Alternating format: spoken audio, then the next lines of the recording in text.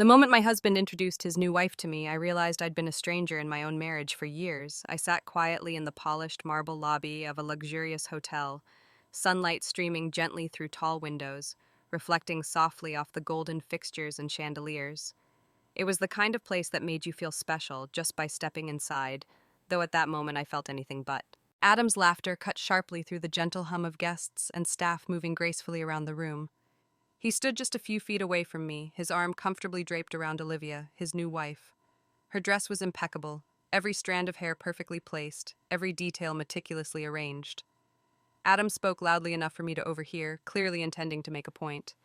"You see, Kate, Olivia's father is the president of Goldsmith Enterprises. She's got everything that you don't." I felt the sting of his words like ice against my skin, but I kept my expression calm, composed. It wasn't easy. My chest tightened painfully, reminding me of every quiet dinner I'd prepared, every gentle conversation I'd initiated to avoid conflict. I'd spent years carefully shielding him from feeling overshadowed by my family's substantial wealth. Adam had always insisted he wanted a simple, genuine life. Yet here he stood, proudly flaunting his wealthy new bride as though everything he ever said to me was a lie. "You must feel silly now, Kate, having given up so much for someone who found you so replaceable," Olivia added smoothly, her voice soft but deliberately sharp, her smile polished and cruel.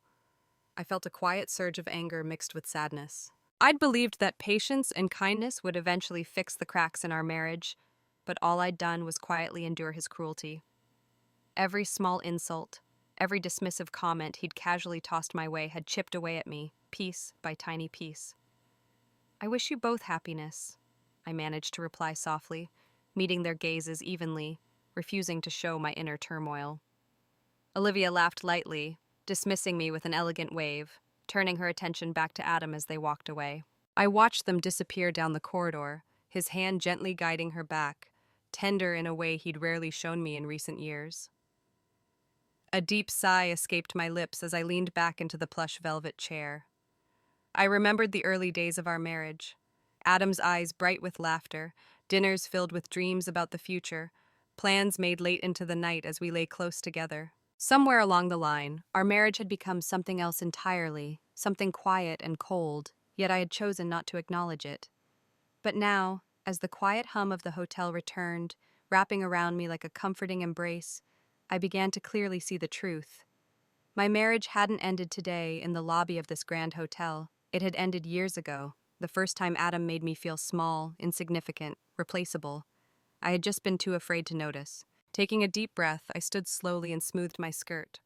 It was time to stop pretending. It was time to reclaim the dignity and strength I'd mistakenly given away, piece by piece, year by year. I knew the journey ahead wouldn't be easy, but for the first time in a long while, I felt ready.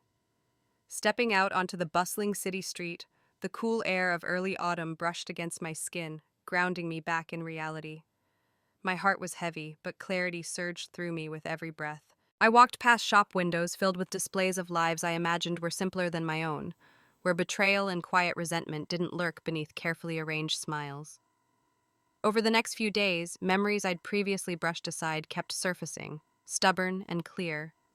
Adam had often returned home late, offering weak excuses that I accepted silently to maintain the illusion of peace. He had once accused me, after yet another failed attempt at conceiving, of being the cause of our infertility. His words had cut deep. "Maybe it's you, Kate. Have you thought of that?" I'd remained quiet, absorbing the blame, choosing silence over confrontation, and gradually losing myself in the process. I vividly remembered the evening when his phone buzzed loudly on the coffee table. He had stepped outside, leaving it unattended, an unusual mistake for him. As the screen lit up, I glanced down instinctively and my heart stopped. The name Olivia appeared with a casual intimacy that instantly unsettled me. My fingers trembled as curiosity got the better of me. Before logic or fear could intervene, I'd already unlocked his phone. His birthday was an easy guess, further proof of how careless he'd become about concealing his betrayal. The messages were filled with affection, secret plans, and whispered promises that had clearly existed for months. My stomach twisted painfully as reality sunk in, confirming every subtle suspicion I'd chosen to ignore. Yet even then, I hadn't confronted Adam. Instead, I meticulously documented the messages, calmly taking screenshots, carefully preserving each shred of evidence. Each click felt oddly empowering, as though I was slowly reclaiming parts of myself I'd lost in our fractured marriage. One evening, weeks after discovering his infidelity, Adam finally brought up the inevitable. He sat across from me at the dinner table, shifting uncomfortably, avoiding my gaze. "Kate, I think it's time we discussed our future. Separately," he said hesitantly, attempting to sound regretful, yet failing to hide the subtle relief beneath his words. I surprised myself by how calm my response came out. "I agree, Adam. It's time."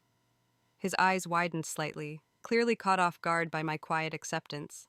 Perhaps he expected me to beg or argue. But in that moment, I felt nothing but a strange sense of peace.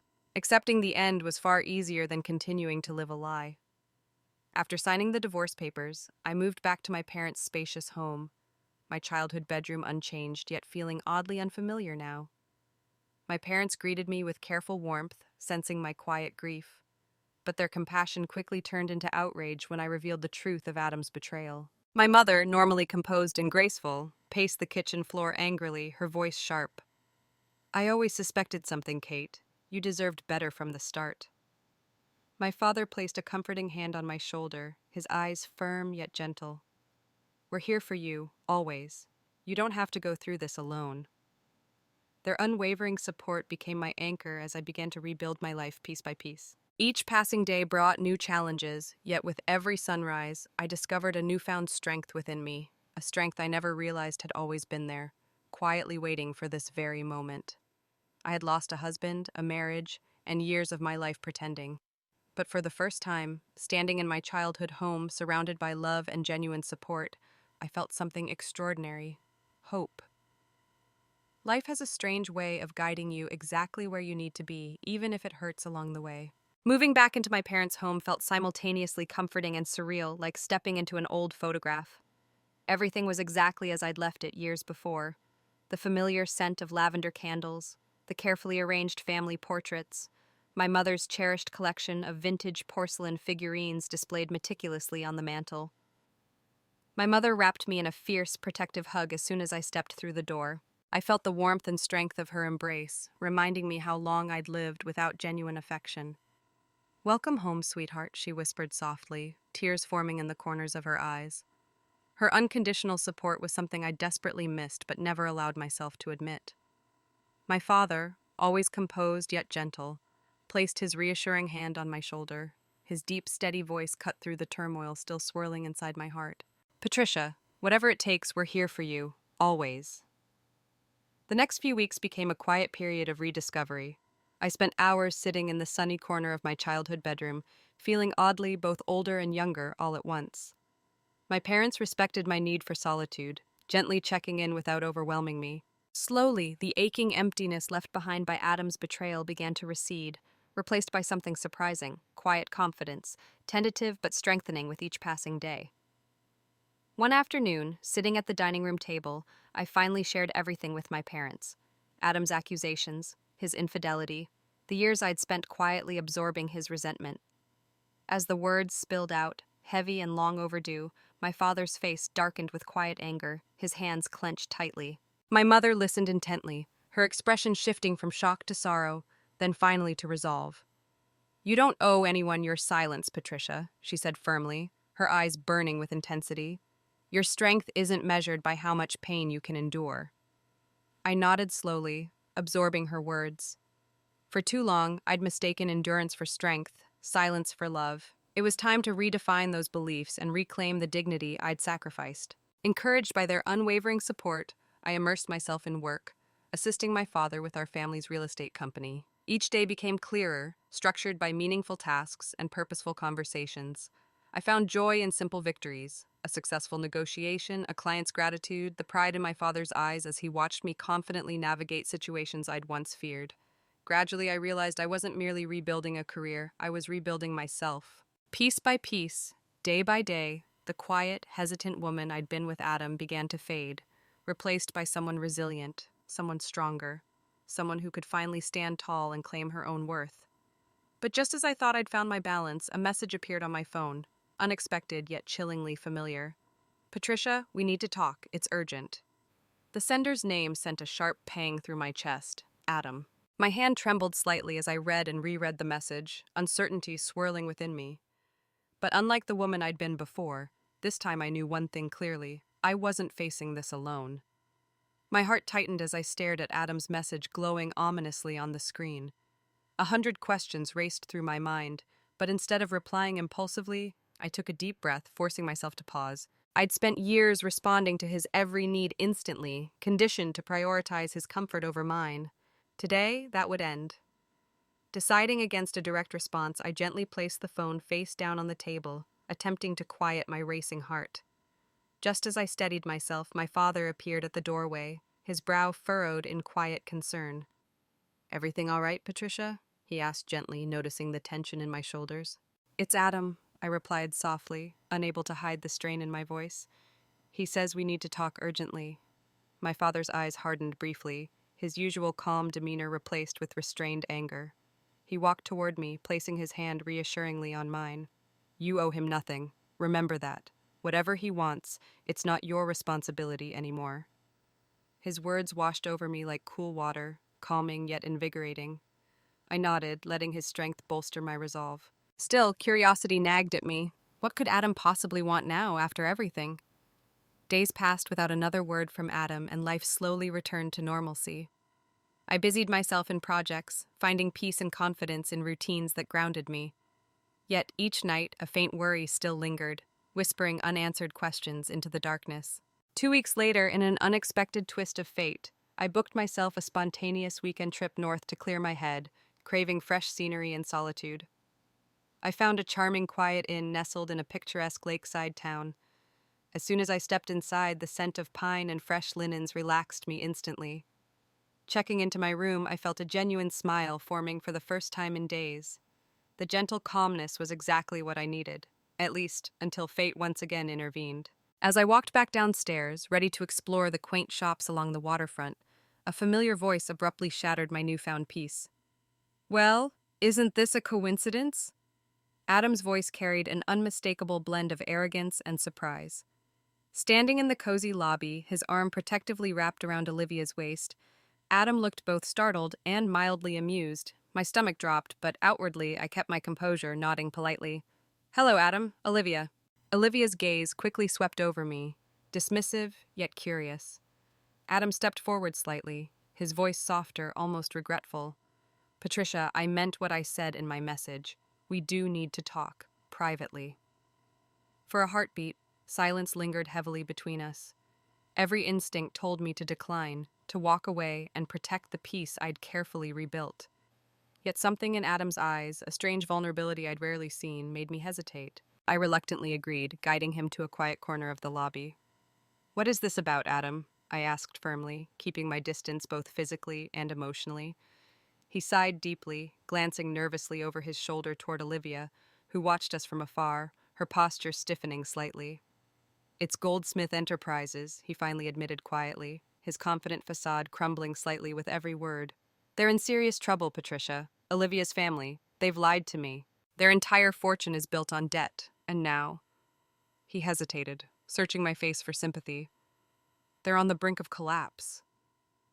I stood frozen, genuinely stunned. Adam, who'd left me believing he'd found everything he ever wanted, now stood before me desperate, pleading for understanding.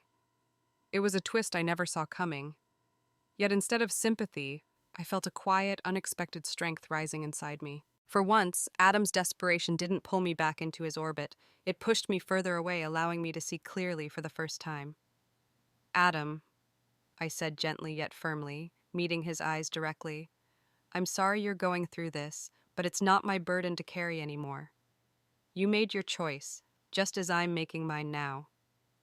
His eyes widened slightly, realizing perhaps for the first time that I'd truly moved on, that his influence over me had finally broken. As I walked away from him, toward the gentle sunlight filtering through the windows, I felt an indescribable sense of liberation. I'd once thought strength meant enduring pain silently, but now, walking away from Adam's chaos, I understood true strength meant having the courage to let go, even when your past stands right in front of you, begging you to stay. Stepping into the crisp air outside the inn, I felt lighter, as though I'd shed a weight I'd carried for far too long. Yet just as I was about to fully embrace my newfound clarity, Olivia appeared suddenly at my side, her usually composed expression now tense and vulnerable. "Patricia, please wait," she began softly, nervously tucking a loose strand of hair behind her ear. Her polished facade cracked, revealing someone younger and far less confident than the woman who had once mocked me. "Look, I know we've had our differences, but there's something you need to hear from me." Surprised by her unexpected vulnerability, I paused, turning fully toward her. Olivia took a deep breath, her hands shaking slightly. "My father, he's desperate. Goldsmith Enterprises isn't just struggling, it's drowning. He pressured Adam into marrying me, promising wealth and security that he knew didn't exist." Her voice broke slightly. "Adam thought marrying me would fix everything, but the reality is my father's empire is collapsing and we can't save it." Her honesty startled me. For a moment, the barriers between us softened, and I saw clearly how she'd also become a victim, trapped in a life crafted by others' expectations. "Why are you telling me this, Olivia?" I asked gently, feeling genuine compassion despite our complicated history. She looked down, ashamed. "Because Adam wants to come back to you, not for love, but because he knows your family's wealth could save him. I overheard him yesterday speaking to my father. He plans to ask for your forgiveness and a second chance, but it's not sincere. He just wants financial security again." Her words hit me hard, reigniting the pain of betrayal, yet this time, clarity overshadowed hurt. I nodded slowly, gratitude mixing with lingering sadness. "Thank you for telling me," I replied softly, genuinely meaning it.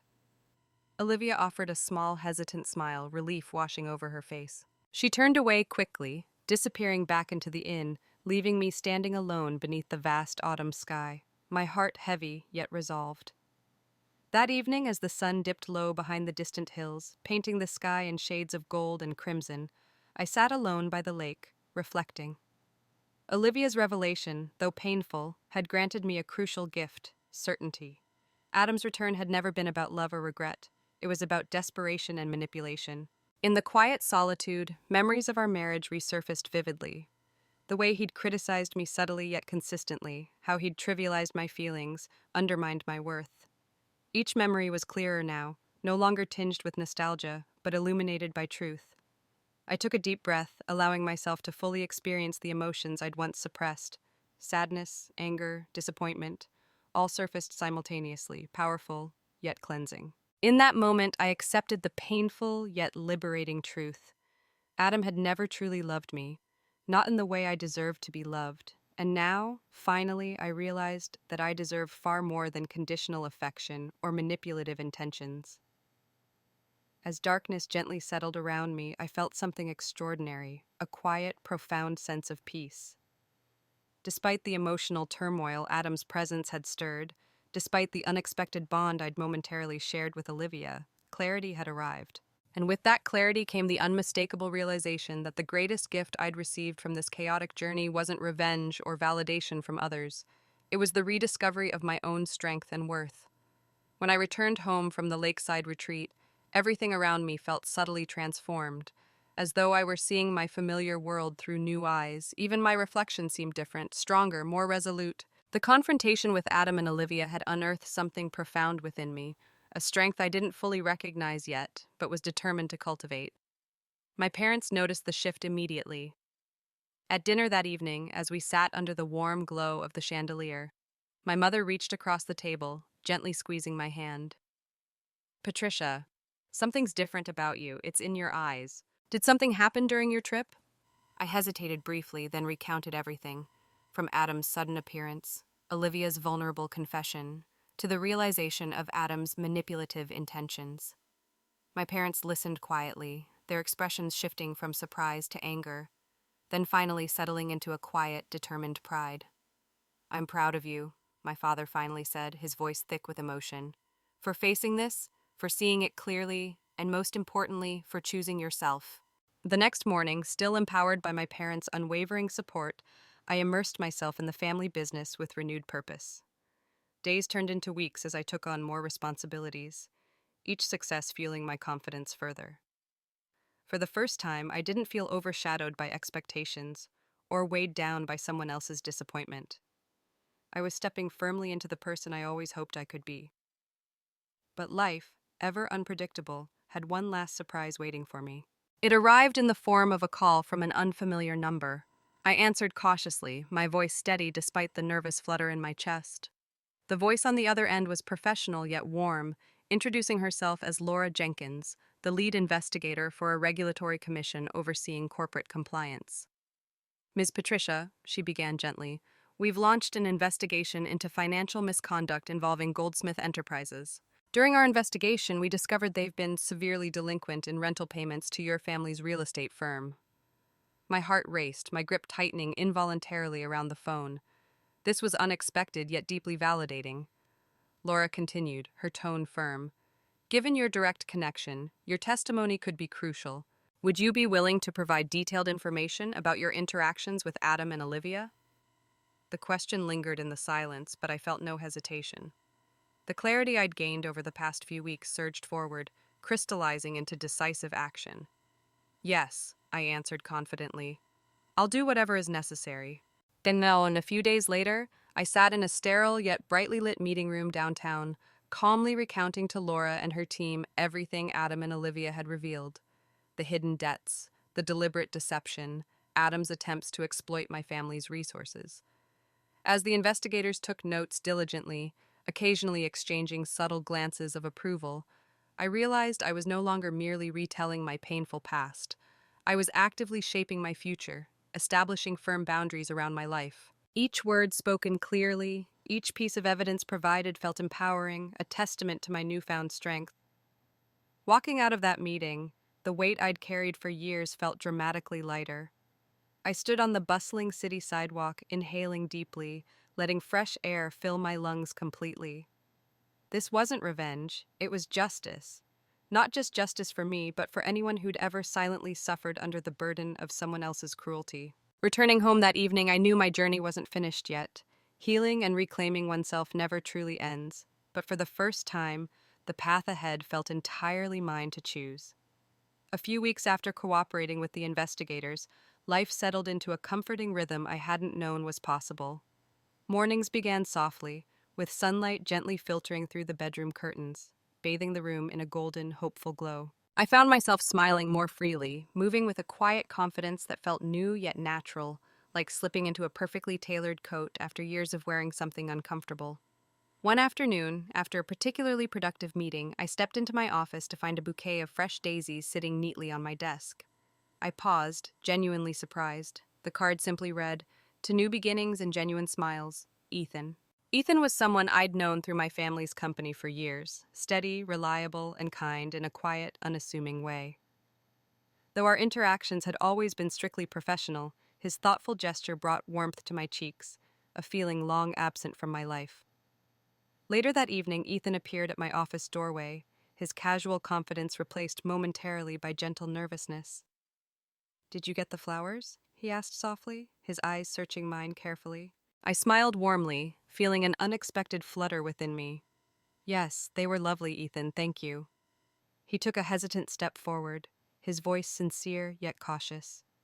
"Patricia, I know you've been through a lot. I don't want to pressure you, but if you ever feel ready, I'd love to take you out, even just for coffee." His honest vulnerability touched me deeply, a stark contrast to Adam's manipulative confidence. I met Ethan's eyes directly, feeling a sense of calm and clarity. "I'd like that," I replied gently, realizing how long it had been since I genuinely looked forward to spending time with someone. In the weeks that followed, Ethan and I spent more time together, each conversation gradually deepening our connection. He listened attentively, asked thoughtful questions, and shared openly about himself. I found myself relaxing, feeling safe enough to be vulnerable, revealing parts of myself I'd long hidden away. One evening, sitting together at a quiet cafe beneath soft amber lights, Ethan gently took my hand, his eyes filled with sincerity. "Patricia, I need you to know, I see you. Not the person others wanted you to be, not the woman who quietly endured pain, but the strong, capable woman you've become.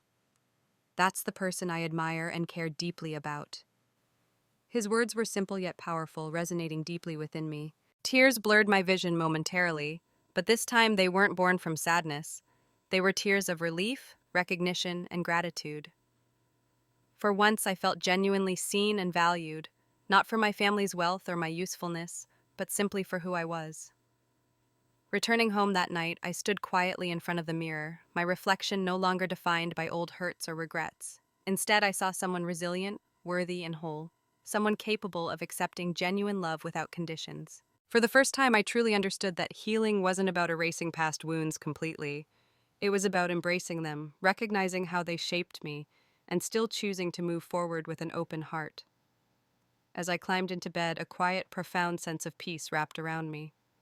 My journey wasn't complete, perhaps it never would be, but now, standing at the crossroads of past hurt and future hope, I finally believed happiness wasn't just possible, it was something I deserved. Just as life began to settle into a gentle rhythm with Ethan, news about Goldsmith Enterprises broke across all media outlets. Headlines screamed accusations of fraud, embezzlement, and years of hidden debt.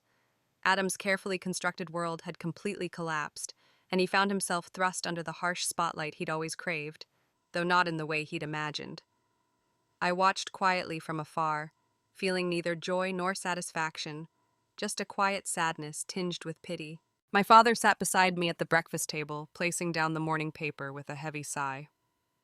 "It's ironic," he said thoughtfully, sipping his coffee slowly.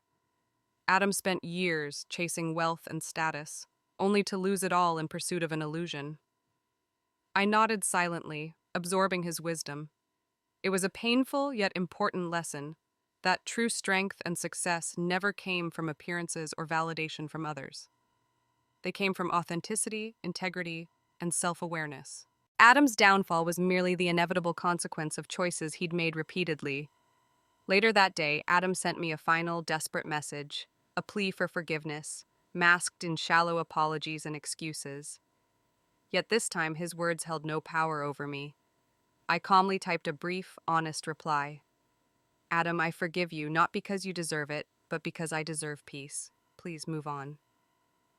Pressing send, I felt something profound shift within me, a quiet, liberating closure. Forgiveness wasn't about excusing what he'd done. It was about releasing myself from the emotional chains that had bound me to him for far too long. Weeks passed, bringing gentle moments of joy with Ethan, balanced carefully by quiet introspection. One sunny afternoon, Ethan and I took a peaceful walk along the lakeside trail where I'd first confronted my past. He squeezed my hand gently, sensing my thoughtful silence. "You okay?" he asked softly, genuine concern reflected in his eyes. I smiled warmly, squeezing his hand back. "Actually, I think for the first time in my life, I truly am." As we stood together, sunlight glistening softly over the tranquil lake, I understood clearly that life wasn't meant to be perfect. Scars and wounds, losses and disappointments, all these shaped who I was today. But now, those same scars also reminded me of my strength, resilience, and capacity to heal. Standing there beside Ethan, his quiet strength grounding me, I finally embraced the simple yet profound truth I'd spent years learning. Happiness wasn't the absence of pain, but the courage to live fully despite it. My journey wasn't over, perhaps it never truly would be, but for now, this moment was enough, filled with quiet confidence, genuine love, and the freedom of knowing that I'd finally found myself.